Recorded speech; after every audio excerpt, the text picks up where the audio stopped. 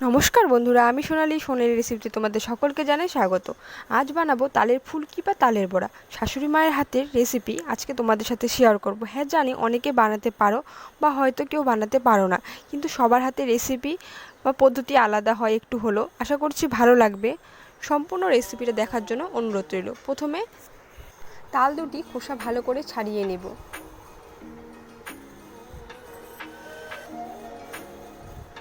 খোসাগুলো এভাবে ছাড়িয়ে নিয়ে দুটো তালেরই খোসা ছাড়িয়ে নিয়ে গুটিগুলো আলাদা করে নিয়ে 2-3 মিনিটের জন্য জলে ভিজিয়ে রেখে দেব।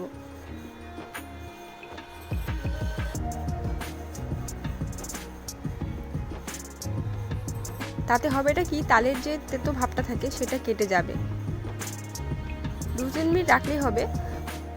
তারপর জল থেকে নিগিয়ে নিয়ে ভালো করে অল্প চিপে নিয়ে তালের পাল্পগুলো বের করে নেব একটা গ্রেটারের মাধ্যমে। তোমরা চাইলে ঝুড়ির সাহায্যে কিন্তু ঘষে নিতে পারো।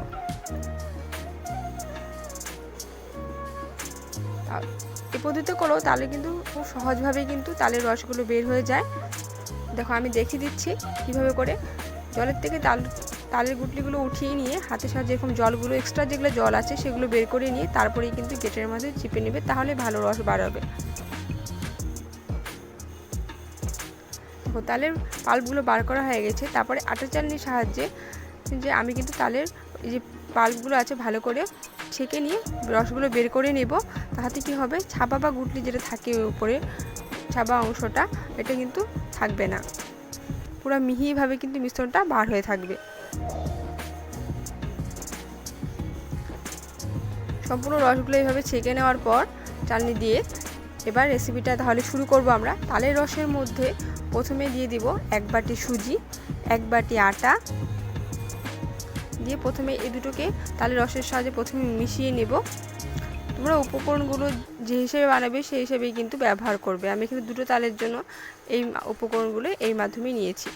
তো আটা আর সুজিগুলো তালের রসের সাথে ভালো করে মিশিয়ে নিয়ে তারপর দিয়ে দেব 1/2 বাটি ময়দা এবং 1/2 বাটি একটু বেশি চিনি।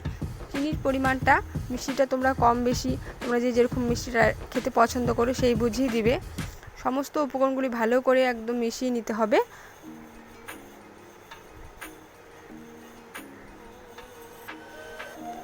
ভালো করে সমস্ত উপকরণগুলো মেশানো হয়ে গেলে দেখতে পাচ্ছ যে এরকম একটা যাতে বড়ার আকারে দলা হয়ে যায় সেই হিসাবেই কিন্তু মিশিয়ে নিতে হবে এবং 15 মিনিট থেকে আধা ঘন্টা রেস্টে রেখে দিলে হয়ে যাবে। আধা ঘন্টা পর ঢাকনা খুলে নিয়ে তালের বড়াগুলো ভেজে নেব এরকম করে।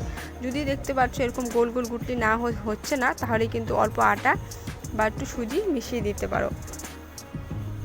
আটাটাই মেশালে বেশি ভালো হবে। মিশিয়ে নিই, তারপর এরকম তেলের মধ্যে দিবে। আচ্ছা, তেলটা প্রথমে হাই ফ্লেমে ভালো করে গরম করে নেবে, তারপর ফ্লেমটা মিডিয়ামে রেখে তালের বড়াগুলো ভেজে নেবে। যখন দেবে তালের বড়াগুলো কড়াইয়ের মধ্যে ফ্লেমটা একেবারে লো করে নেবে।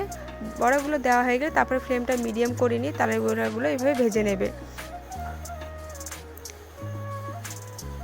আবারও দেখিয়ে দিচ্ছি কিভাবে করে তোমাদের তালের বড়াগুলো ভাজতে হবে, তাহলে খুব সহজভাবে বুঝতে পারবে কিভাবে করে পারফেক্টভাবে তালের বড়াগুলো তৈরি হবে। দেখো, এভাবে করে হাতের সাহায্যে নিয়েছি। ফ্লেমটা এখন কিন্তু আমি একবারে লো করে নিয়েছি। কড়াইটা কিন্তু প্রথমে মনে রাখবে তেলটা ভালো করে আগে গরম হতে হবে। এভাবে করে ছোটো ছোটো করে কিন্তু দিয়ে দেব। সমস্ত একবারই বেশি দেবে না। একাই যখন উপরে ভেসে উঠবে তেলের উপরে, তখনই উল্টে পাল্টে এভাবে করে লাল লাল করে ভেজে নিতে হবে। আশা করছি বুঝতে পেরেছো কীভাবে করে তালের বড়াগুলো ভাজতে হয় পারফেক্টভাবে তালের বড়াগুলো তৈরি করার জন্য। প্রথমে আমাকে দেখিয়ে দিচ্ছিলো, এই বড়াটা কিন্তু আমি ভেজেছি। দেখো, একদম কিন্তু খুব সুন্দরভাবে কিন্তু একদম তৈরি হয়ে গেল তালের বড়া। 1 গামলা তালের বড়া কিন্তু তৈরি হয়ে গেল। আশা করছি রেসিপিটি ভালো লেগেছে। যদি একটুকুও রেসিপিটি ভালো লেগে থাকে একটি লাইক করে দিও, ফ্রেন্ডস ফ্যামিলির সাথে শেয়ার করে দিও এবং আমার চ্যানেল নতুন হয়ে থাকলে সাবস্ক্রাইব করে দিও, সাথে সাথে পাশে থাকার বেল আইকনটি প্রেস করে দিও। তাতে কিন্তু নেক্সট ভিডিও আমি যখন পোস্ট করব নোটিফিকেশনটা পাবে, না হলে কিন্তু দেখতে পারবে না। তো দেখা হচ্ছে নেক্সট ভিডিওর নতুন কিছু রেসিপির সাথে। সকলে ভালো থেকো, সুস্থ থেকো, সেফ থেকো।